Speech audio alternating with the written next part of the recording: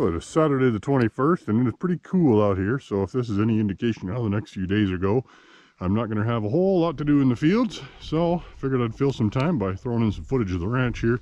So I'm out here on Saturday, and my job today in the rain is to put up this electric fence. We've had deer going through the garden like crazy, pulling things up, trimming the raspberries, knocking over the sunflowers. They're eating all the tops off the carrots and the beets, and just generally being a pain in my ass. So I've now put a 30-mile fence energizer on about 75 yards of garden fence, and we're going to see if that keeps them out. So I got the trail camera set up on the tree over there, so we're going to see if we manage to successfully keep them out of the garden overnight. Well, it's getting to be that time of the year again, so don't forget to get your mouse free for storing stuff after you've used it. I use it on my tractors, the farm truck, and my trailer. I've been using it on my trailer for about 2 seasons now, and I've had great luck with it. It really helps keep the mice out all winter long. And next up on the rainy day projects, I'm working on these knife blades right now. As much as I love getting Syngenta promotional material winning competitions on Twitter, sometimes I have to make it as well. So I'm just getting these ready for glue up here, and this is the handles that's going to go on this. So I got a pair of these, and you might see these on Twitter later. Well, it's now Monday, and things are maturing not too badly here behind me. We got some canola. This is pretty much ready for swath timing here. It is looking very good, and now that we've had a nice, cool, moist night, it is a very good time to swath. So I'm going to try to get some swathers out here today and get this done.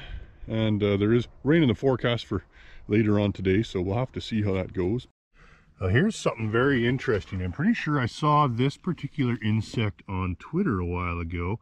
Something about a velvet ant or a cow ant, something like that. Apparently it's some sort of wingless wasp, and the sting from it is apparently bad enough to like bring down a cow or something. I'll have to look this one up. Alright, well, I was right. This is a velvet ant or a cow killer ant. It's actually a type of wingless wasp. I've never actually seen one that I can remember, but apparently their sting is extremely painful and lasts for up to 30 minutes. So I'm handling them with my pliers because I do not want to get stung.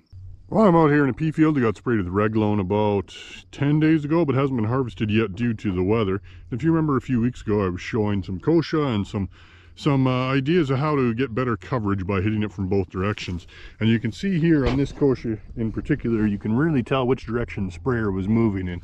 You can see we got a decent burn on the top here and kind of down this side, but then over here in the shadow we've got just a couple little spots.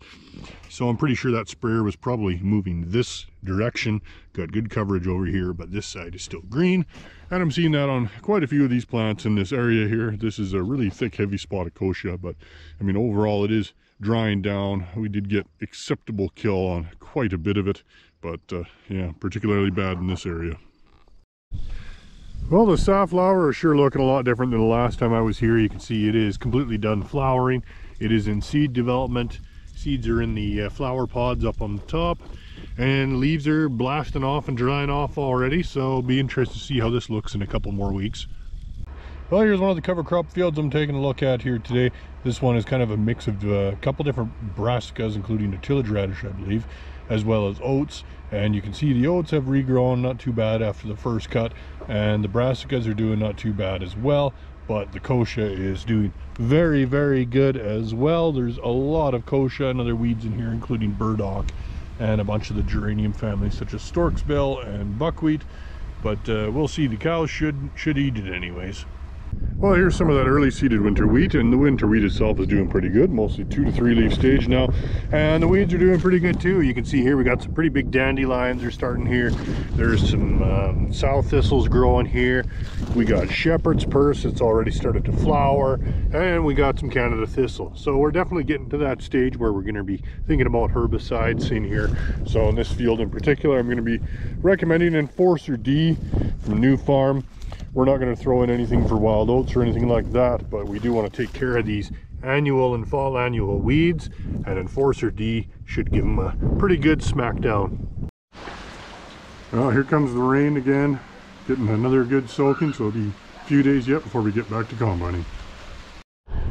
Well, here's some canola that's ready to swath today. So on the main stem we're at about 70% color change. You can see you got some good color in here.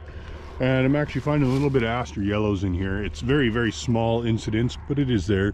And we do see it pretty much every year, although for the last few years it really has not been very serious. This is actually transmitted by leaf hoppers. And it's an interesting disease, nothing you can do about it, and it's really not worth doing anything about it on the average year. Lots of canolas getting swathed this week, and it's all looking pretty good. Even though like this canola actually has the appearance of looking somewhat green, it actually does have very good color change in it, and this was the perfect time to swath it. With all the moisture we've had, it's very low chance of anything shelling out. There'll still be more than enough moisture in the plants to make sure all the green's clear. So overall, very good timing. And it's not like anybody's combining right now anyways, so as far as manpower goes, it's also very good timing. Well, there's more durum getting swathed down by McGrath today, even though this durum is pretty mature. The sawfly is starting to take a bit of a toll in here. This spot's not too bad. You can just see a few stems on the ground here and there. But with the overhead imagery from the drone, I could definitely see some hot spots in the field where we're looking at about 10% of stems have been cut. So with durum sitting at about 20 bucks a bushel, our best decision is to swath it down and take care of it as quick as we can before we lose any more, because at 20 bucks, man, you can't afford to lose any. Well, the second crop of oats here by Colhurst is looking really good this week. It's grown quite a lot in the last 2 weeks. It's now about, waist high on me, so that's doing pretty good. And these heads are filling out nicely. They're basically in milk stage. They're just starting to develop and fill out a little bit, and the crop itself is looking really nice and healthy. There's very little for disease in here, so should yield up pretty well as silage. Well, this dryland canola up by Carmen Gay is looking really good here by the windmills. This is L345 in vigor, and it's done not too bad for itself really, although there's some spots where there's going to be very little yield. Other areas like this will probably do decently by this year's standards. But we do still have the odd green pod here and there, but for the most part it is pretty much ready to go. Things are still a little bit tough from some of the rain we've had the last couple days, but I think we'll be in here before we know it. Well, this morning I'm out of my dryland canola variety trial up by Carmen Gay. This field got a really rough start and really has not been doing all that great this year, but here you can see this is CP21T3P from Winfield United, the crop plan canola. This is LL82 from Bayer, and you can see there's quite a maturity difference between the two of them. The Liberty Link stuff is really maturing in a hurry, and there's some 233P on the other side of it there that's in much the same state. And then over on the other side of the CP, over here you can see there's some very green canola over there, and that is UA Gold, an open pollinated variety. So it'll be interesting to see how these all stack up to each other yield wise, and we'll probably know more in a few weeks. Well, this early season corn by Lethbridge is still doing pretty good. We're just in the very early stages of dent here. You can see here's just some kernels here just starting to dent. So we're getting closer and closer towards harvest timing here now. And you can see we also do have quite a bit of bird damage in this field. You can see quite a bit of feeding on some of these ears, or the birds have been pecking away at the exposed tips. But other than that, looking pretty good.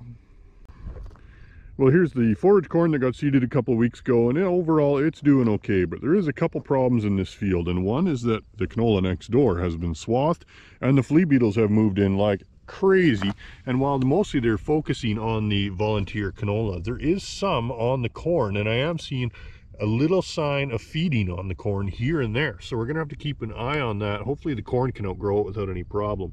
The other issue is we're seeing signs of nutrient deficiencies in here. So this corn was seeded with no additional phosphate put down with the seed, just nitrogen, and you can kind of see that effect in here now. You can see some of these plants are quite purpled out, so this is kind of classic signs of phosphate deficiency.